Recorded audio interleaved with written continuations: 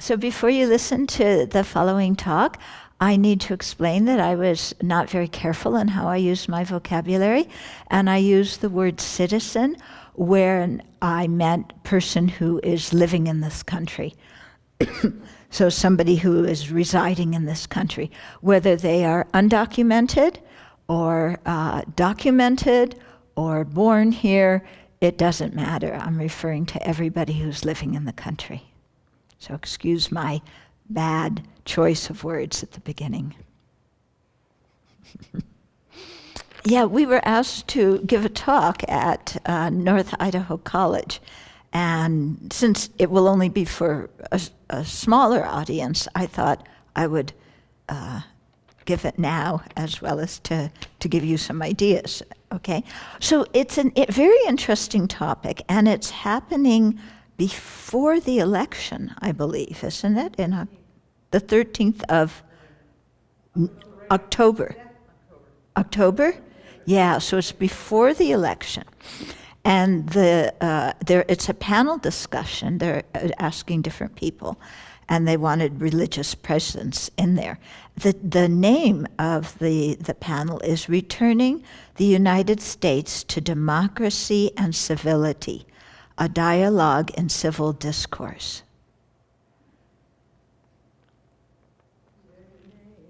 Yeah, that is a good topic that we really need to emphasize, okay? So returning the United States to democracy and civility, a dialogue in civil discourse. So, what do we have to offer from a Buddhist viewpoint? Here is where I think His Holiness's emphasis on secular ethics is so important. You know, that we need to be an ethical society, not based on religion, so that we're not trying to make religious laws into civil laws, but a society based on ethical conduct, secular ethics, that is common to all people, whether they're religious people or secular people, whether they're of one faith or whether they're of another faith. It doesn't really matter. So what kind of values, do we hold strongly in this country in general from all people? And I think one is respect for other citizens. I think that's something really, really important. It's taught in religion, of course, but respect for other beings is a secular value as well. So just knowing that, people have lives, they have feelings, they want to be happy, they don't want to suffer. Everybody's doing the best they can, given the deck of cards that they were dealt when they were born, and that we all weren't born with the same deck of cards. And so respecting people nonetheless, and trying to equalize the deck of cards, instead of just saying, this is mine and I don't care about anybody else. Because as His Holiness often talks about, if you want to be selfish, he says, the best way to be selfish is to take care of others. Yeah, why? Because when we take care of others, then other people in society are happy, their needs are met, then civil unrest goes way, way down. When other people aren't respected, when their needs for education, for food, for equality in society, when these things are not met, then it's a setup for social unrest. Yeah. So taking care of others, the other citizens in the country, with a kind heart is something that benefits everybody. We shouldn't think of it as just benefiting the people who are the recipients, but, respect for other human beings benefits us as well. Yeah, and so to return to some kind of respectful discourse where we can have of a whole variety of ideas, a whole variety of opinions, and be able to listen to each other without getting angry, without shutting people out, without calling people names, without accusing them of saying or meaning things that they did not say and did not mean. Okay? And all of that is what I include under respect. I don't consider respect like this. And to me, I don't consider respect. To me, respect and fear are two different things. Yeah, they're totally different. But, respecting fellow citizens means caring about them as fellow human beings who are equal to us in wanting happiness and not wanting suffering. Okay? And so really reinvigorating that idea. And so within respect, of course, we find equality. Yeah? So all human beings are created equal. Men, women, black, white, purple, and chartreuse. We respect everybody. And, we help people to find a way to respect themselves and to get their needs met. And people may have different needs in society. So to hear what people's needs are and help them get their needs met, whether it's material needs or needs simply for respect, for equal participation, for their voice to be taken seriously. And then also, within respect, I include basic human manners. Yeah. If we look in our lives, so many problems come because of a loss of basic human manners.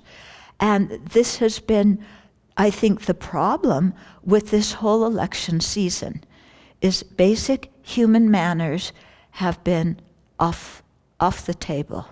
Yeah. And now being rude, making up stories,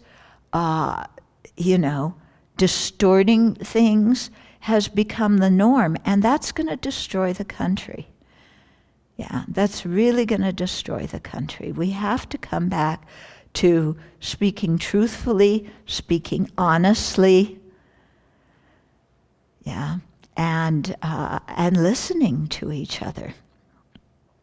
I remember many years ago when I was coming back from India, so it was, I don't know, maybe 20, 30 years ago, and I hadn't been back to the States for a while.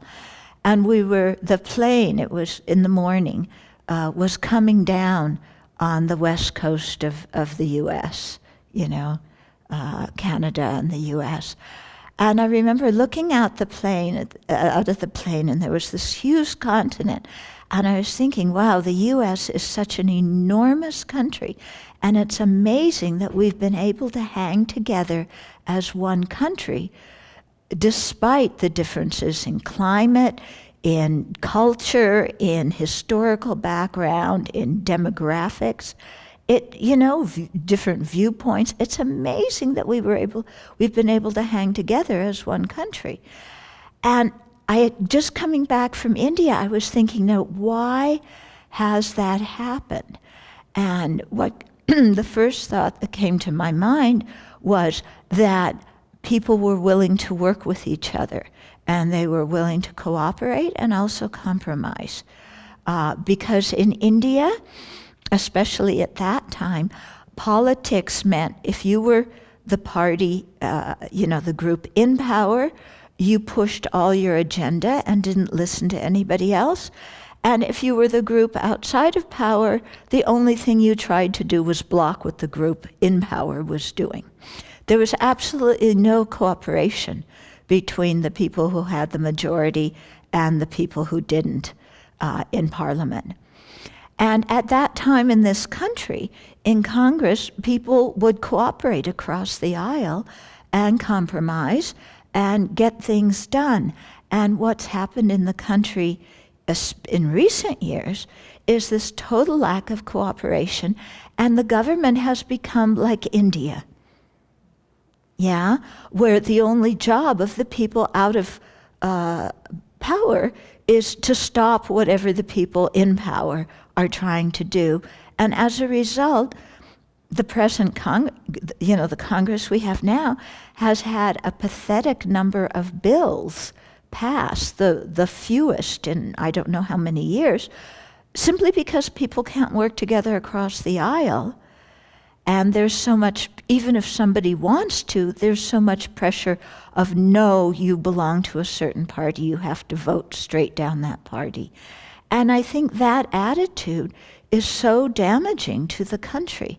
We've got to work together across the aisle and stop being so identified with one particular party or another, where the job of the party that's out is to stop everything, no matter what kind of good idea it is, of the party that's in. Yeah? So, to me, when I think of civil discourse, I think of reasonable people using basic human manners. Yeah? Not lying, not accusing people of things they didn't do. Yeah, not making up stories, not, kind of all of this, what's been going on, but really treating each other respectfully and loosening this party identity so that people the legislatures focused on issues that were of relevance to the majority of people in the country, and not issues that they think will appeal to a certain portion of people who they want to vote for them. So we've had a number of bills in the country that about topics that have never really been a problem before, like where to go pee-pee. There's been transgender people in this country probably since, way back when. It's never been an issue of where they go pee-pee. Yeah? Is it an issue where, if you're not transgender, why do they have an issue where to go pee-pee and the rest of us don't? And where it's never been a problem. So, if we could focus on things that were of real importance to the country, yeah, like how people can have enough food on the table so that they can go pee-pee. How to get basic food on the table for many of the citizens of this country. How to give people a good education so that they feel a sense of self-respect and they have the channels and the knowledge of how to act in society to make their viewpoints known. Yeah, so this kind of basic human manners is what I think we really need to return to, and have a lot of dialogue about that in the country. Yeah? Do people have other ideas what we need to do? Yeah. If I may, just comment very respectfully on what you just said, which I agree with 100%. But my comment has to do with the word citizen. The word what? With the word citizen. Citizen. Because it's not inclusive enough, especially when you're talking about this country, where people living here of different color, different religion, different backgrounds and cultures, they may not necessarily be citizens, but still they are contributing members of society. Wow, thank you for pointing that out. I completely, in my mind, citizen equals resident. And that's my mistake. Thank you very much. I should do this whole talk again. For some of them, that may just give them or support their blinders. Exactly. Definitely my shortcoming here in choice of words. Yeah, because what I'm talking about, and really thank you very much, is the people who live in this country. Yeah, whether you are a legal citizen or not a legal citizen, you live in this country, and it's the place where you grow up, and it's the place where you live, and you have something to offer. Yeah, and you should be able to offer it, and you should have the same rights and the same responsibilities as the people who are legal citizens. Definitely. Yeah. And I think also, to remember that except for the Native Americans, which all the immigrants have not treated so well, we are a nation of immigrants. And not to forget that. Yeah, that no matter how long ago our ancestors came, except for the people who are native to this continent, we are all descendants of immigrants. Yeah, and we were fortunate that the government let us in, although the government was closed to certain groups. During the time of the Holocaust, they would not let Jews in. In the late 19th century, I think early 20th century, they wouldn't let Chinese in. So we should feel fortunate that at that time our particular group was let in. But why not let in everybody? That's been the history of the country. Yeah? And that's what the Statue of Liberty stands for. Huh? So, thank you very much. I would like to see, there's been so much protest going on now. I would really like to see, I think the protest is important, but the protest happens when there's a lack of dialogue and there's a lack of communication. If we could really emphasize in this country bringing people together for dialogue and communication, there would be the chance for people to express themselves and for their views to be heard. And then the protests would be diminished quite a bit. Yeah. It's difficult when there are certain sections of society who've been oppressed for a very long time. Why would they trust that there's any possibility of change when it hasn't happened? Yeah. Some progress has been made, but still. Yeah. So there's definitely a trust issue. If your group's been oppressed for a long time, even if there were dialogue, you say, what's going to come of it? Yeah.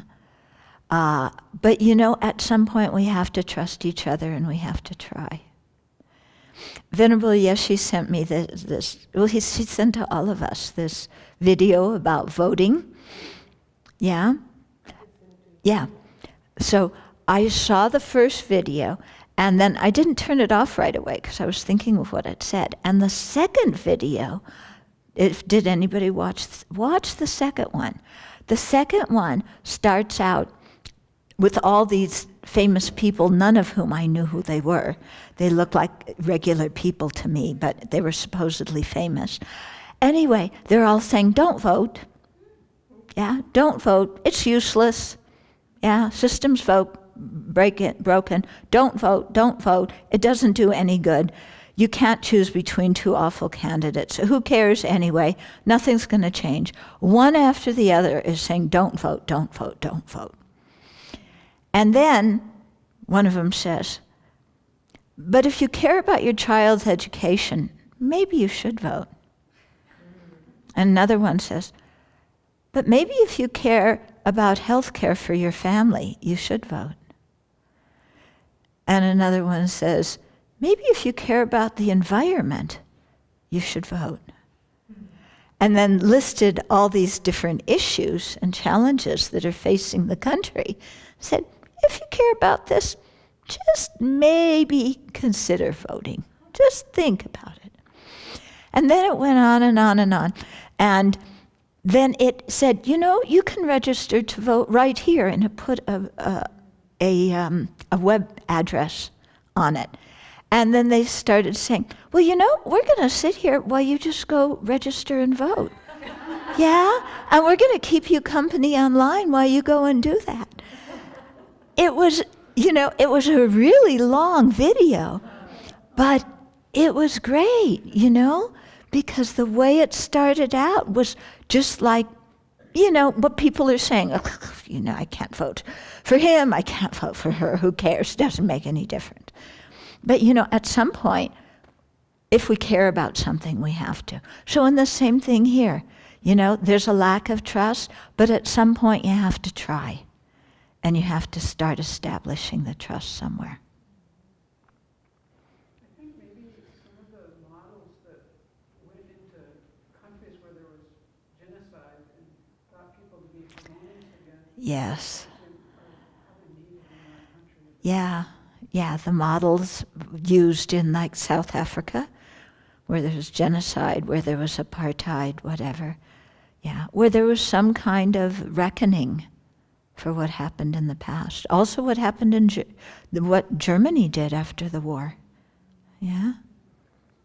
Those kinds of things. It needs some special attention. Yes. Yes.